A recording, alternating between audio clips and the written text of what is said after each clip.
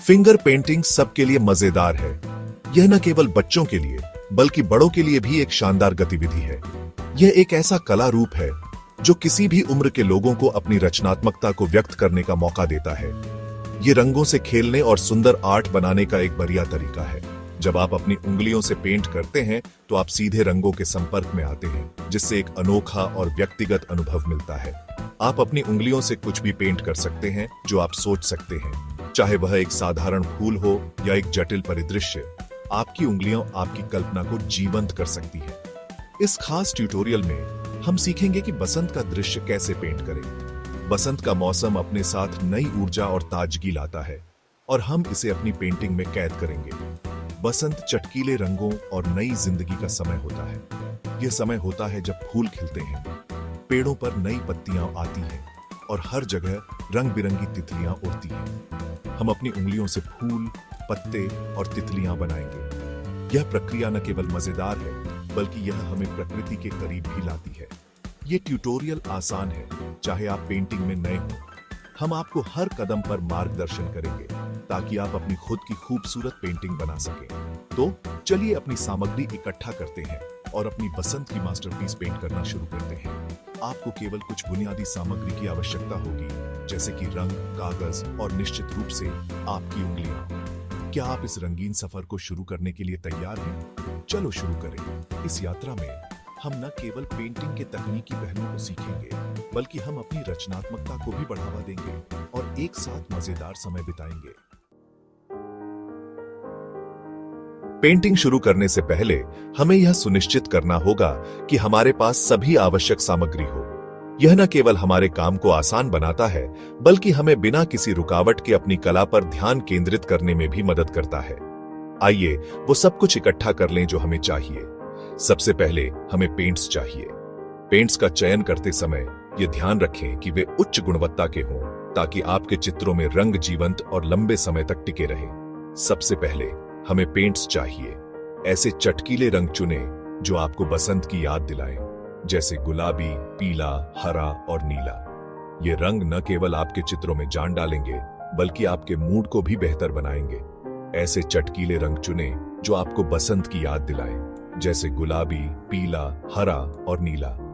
इसके अलावा यह भी सुनिश्चित करें कि आपके पास विभिन्न प्रकार के ब्रश हों। पतले ब्रश से आप बारीक डिटेल्स बना सकते हैं, जबकि मोटे ब्रश से बड़े हिस्सों को रंग सकते हैं। पक्का करें कि पेंट आपकी त्वचा के लिए सुरक्षित हो। आगे हमें कागज चाहिए। आप मोटा कागज या आर्ट पेपर इस्तेमाल कर सकते हैं। मोटा कागज पेंट को अच्छी तरह से सोखता है और आपके चित्रों को एक पेशेवर लुक देता है। आप मोटा कागज या आर्ट पेपर इस्तेमाल कर सकते हैं। इसके अलावा यह भी ध्यान रखें कि आपके पास एक पैलेट हो, जिस पर आप अपने रंगों को मिला सकें। पैलेट का उपयोग करने से आप नए और अनोखे रंग बना सकते हैं। पास में पानी का एक कटोरा रखना भी अच्छा होता है, ताकि अपनी उंगलियां धो सकें। पानी का कटोरा न केवल आपके ब्रश को साफ रखने में मदद करता है, बल्कि यह भी सुनिश्चित करता है कि आपके रंग साफ और स्पष्ट रहे। अंत में अपने हाथों को सुखाने के लिए एक तौलिया पास रखें। तौलिया न केवल आपके हाथों को साफ और सूखा रखता है, बल्कि यह भी सुनिश्चित करता है कि आपके चित्रों पर कोई अनचाहा धब्बा न लगे। अब जब हमारी सारी सामग्री तैयार है, तो चलिए पेंटिंग शुरू करते हैं। यह समय है अपनी कल्पना को उड़ान देने का और अपने विचारों को कागज पर उतारने का। याद रखें, कला में कोई सही या गलत नहीं होता, बस अपनी भावनाओं को व्यक्त करें और आनंद लें। चलिए बसंत का दृश्य पेंट करने से पहले अपनी उंगलियों को वार्म अप कर लें। अपनी उंगली को अपने पसंदीदा रंग में डुबोएं। अब अपने कागज पर बिंदी बनाएं। आप बड़ी बिंदी या छोटी बिंदी बना सकते हैं। अपनी उंगली से रेखाएं बनाने की कोशिश करें। टेढ़ी मेढ़ी रेखाएं, सीधी रेखाएं और जिग-जैग रेखाएं बनाएं। प्रयोग करने से न डरें और मजे करें। वार्म अप करने का अच्छा काम। अब आपकी उंगलियां सुंदर बसंत के फूल पेंट करने के लिए तैयार हैं। बसंत फूलों का समय है। चलिए अपनी उंगलियों से कुछ रंग बिरंगे फूल पेंट करते हैं। अपनी फूलों की पंखुड़ियों के लिए एक चटकीला रंग चुनें। अपनी उंगली की नोक को पेंट में डुबोएं और उसे धीरे से कागज पर दबाएं। आप एक गोले में चारों ओर कई पंखुड़ियां बना सकते हैं। अब फूल के बीच के हिस्से के लिए एक अलग रंग चुनें। पंखुड़ियों के बीच में एक छोटी बिंदी बनाएं। आप अलग अलग रंगों से अलग अलग तरह के फूल बना सकते हैं। अपनी कल्पना को खिलने दें। भाग 5। हरे भरे पत्ते बनाएं। हमारे बसंत के दृश्य को हरे पत्तों की जरूरत है। चलिए उन्हें पेंट करने के लिए अपनी उंगलियों का इस्तेमाल करते हैं। अपनी उंगली को हरे रंग में डुबोएं। अब अपनी उंगली को कागज पर दबाएं और एक रेखा बनाएं। यह पत्ती की बीच वाली नस होगी। आगे बीच वाली नस से निकलने वाली छोटी रेखाएं बनाने के लिए अपनी उंगली का इस्तेमाल करें। ये पत्ती की नसें हैं। आप पत्तों को बड़ा या छोटा बना सकते हैं। याद रखें, पत्ते अलग अलग आकार और आकृतियों में आते हैं, इसलिए रचनात्मक होने से न डरें। भाग 6। तितलियां बनाएं। कुछ चंचल तितलियों के बिना बसंत का बगीचा क्या है।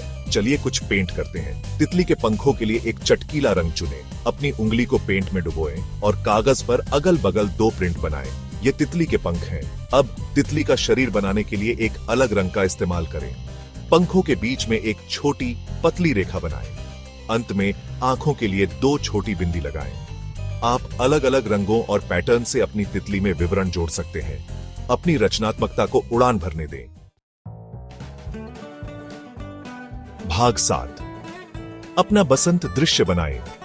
अब जब हमने अपने बसंत के दृश्य के अलग अलग तत्वों को पेंट करना सीख लिया है, तो चलिए उन्हें एक साथ व्यवस्थित करते हैं।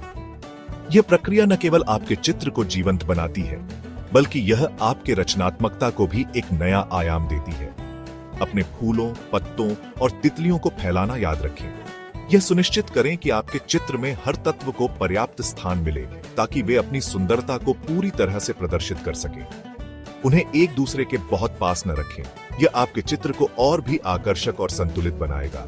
आप अपने दृश्य में और विवरण जोड़ सकते हैं, जैसे आकाश में चमकता हुआ एक चमकीला सूरज। सूरज की किरणें आपके चित्र में एक नई ऊर्जा और जीवन का संचार करेंगी। या नीले आकाश को दर्शाता हुआ एक छोटा तालाब। तालाब आपके चित्र में शांति और संतुलन का प्रतीक हो सकता है।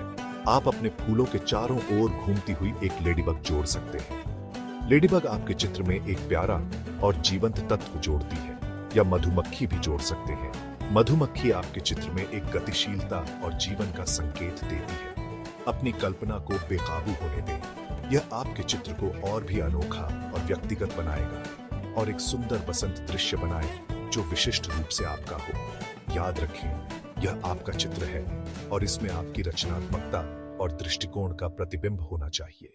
अपने चित्र को जितना हो सके उतना रंगीन और जीवंत बनाएं। बसंत का मौसम रंगों और जीवन से भरा होता है और आपका चित्र भी ऐसा ही होना चाहिए।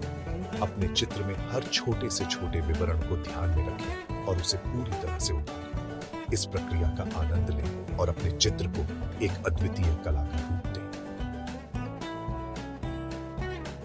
भाग 8। अपनी कलाकृति शेयर करें। आपने अपने हाथों से एक सुंदर बसंत दृश्य बनाया है। अब अपनी उत्कृष्ट कृति को दूसरों के साथ साझा करने का समय आ गया है। आप अपनी पेंटिंग अपने परिवार और दोस्तों को दिखा सकते हैं।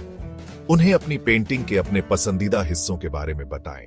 आप अपनी कलाकृति को ऑनलाइन भी साझा कर सकते हैं और अन्य कलाकारों से जुड़ सकते हैं। अपनी कला को साझा करने से आपको रचनात्मकता का आनंद फैलाने और दूसरों को प्रेरित करने का मौका मिलता है। भाग 9। सफाई और रचनात्मकता का आनंद। अब जब हमने अपनी फिंगर पेंटिंग पूरी कर ली है, तो सफाई करने का समय आ गया है। अपने हाथ साबुन और पानी से धोएं।